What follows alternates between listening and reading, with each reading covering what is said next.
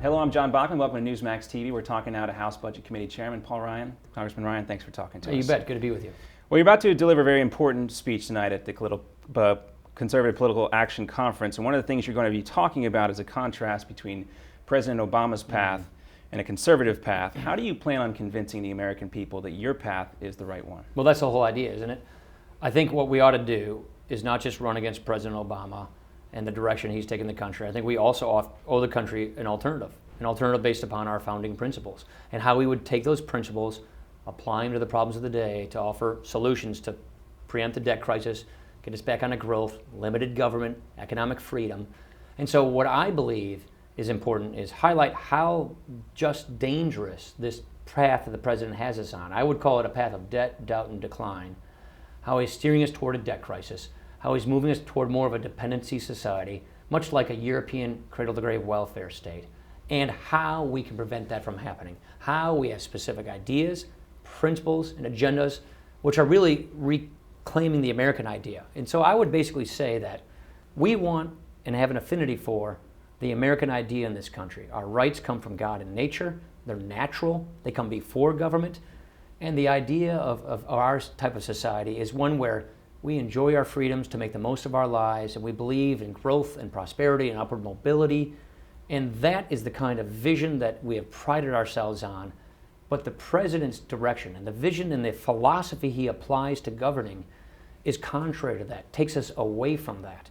And so I believe we need to sharpen these contrasts and go to the country to let them choose what kind of country they want to have, what kind of people they want us to be for the 21st century. Give them the choice of two futures. And I would argue, in this center-right country that we are today, we'll win that exchange. And if we win that kind of an election, an affirming election, then we have the right and the moral responsibility and authority to actually save the country, fix these problems. Well, you say in your speech that we need bold ideas, that there's a time for bold ideas. Yeah. You say that's not going to be easy, and not everybody's convinced that's the best way to go. But do you believe that the Republican Party is focused and that they agree on one path forward to go ahead and defeat? I'm trying to get us there. So I'm trying to do what I can to move us in that direction. There are people who like the easy way is always tempting. I think there are people who would say, Barack Obama's not popular, the economy's not doing well, let's just run against that. That to me is just not good enough. First of all, you're subjecting yourselves to circumstances outside of your control, like the economy. But second of all, we have great ideas. We believe in these principles that built this country. We should be proud of that. And we should be proud to defend the morality of free enterprise, of freedom, of the American idea, and show the country specifically how we can reclaim those things. That to me is uplifting. That to me is inspiring. That to me is what most Americans want. And so I think if we do that, exercise the courage of our convictions, not only do I think it's sort of the right thing to do, I think it's the politically wise thing to do. But there are always those who counsel, play it safe, don't take risks. If you put out ideas, then you're simply giving the other side a target to hit you with. They're going to hit us anyway. So we might as well be telling the people exactly what we hope to do if they give us the chance and the opportunity to lead the country. Well, you've been one of the very few people who's actually presented a very concrete idea with a budget. Describe for me what Medicare, for example, would look like 20, 30 years down the road if you were to have it your way and get your plan passed. Sure. I mean, I've been really clear about that. I've been proposing bills for about 5 years on that. What Medicare would look like in 20 or 30 years under our plan is that you would have a choice of plans to choose from that are comprehensive, that are competing against each other for your business. The plan you select, Medicare will subsidize your premiums based upon who you are. If you're a low-income person, it will cover all of your premium and out-of-pockets. If you're sick or if you get sicker, you'll get more of a premium subsidy. If you're a wealthy person, you don't get as much of a premium, more out of pocket. But the key is the nucleus of the healthcare system in this worldview of Medicare is you, the beneficiary. You choose. They, the providers, insurers, doctors, hospitals, they compete against each other for your business. The world the president has provided. Don't forget that Obamacare also rewrites Medicare. They start putting together the IPAB, the Independent Payment Advisory Board, 15 unelected, unaccountable bureaucrats appointed by the president who are now in charge of Medicare, in charge of putting price controls to providers, which ends up leading to denied care. So you're not in the center of the equation. You're not the decision maker in Medicare. It's these 15 board of bureaucrats that decide how Medicare operates in the future. And that, to me, is one that deprives us of our rights. That is going to lead to healthcare rationing by the government. And that, to me, is completely contrary and offensive to the American idea.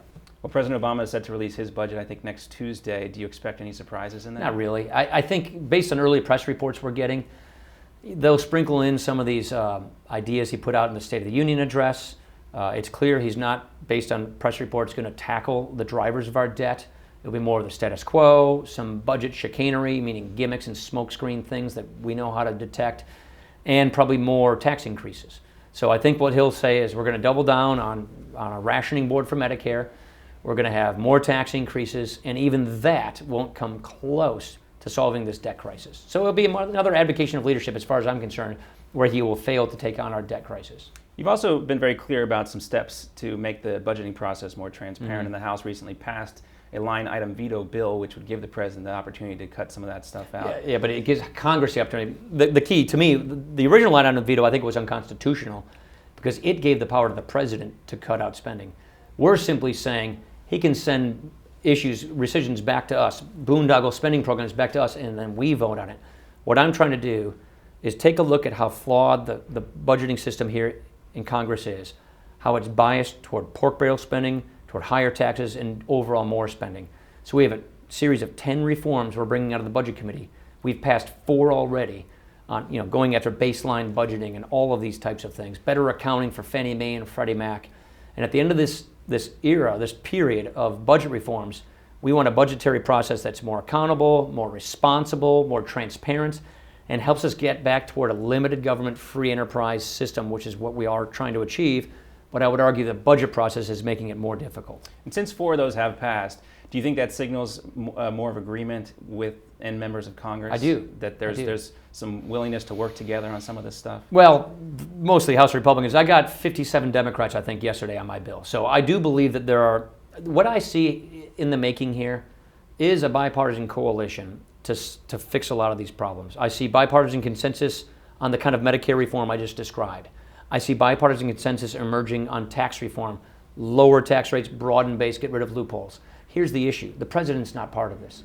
The president and the progressives, who are the leaders of his party, they're far outside of the mainstream. They're not part of this emerging consensus. So what I hope we can achieve is a center-right coalition in this country where Republicans, who are hopefully in a leadership position, invite conservative Democrats, moderate Democrats, into this coalition to save these problems, to fix these issues and fix these problems. There is a consensus developing on fixing these things. The president's on the outside looking in, though. I think, it can be argued, but most people would say the economy does seem to be improving, and as the economy has started to improve, rightly or wrongly, the president's approval ratings have started to inch up a little bit, but Congress's approval ratings have not been going along with that same trend. Why do you think that is?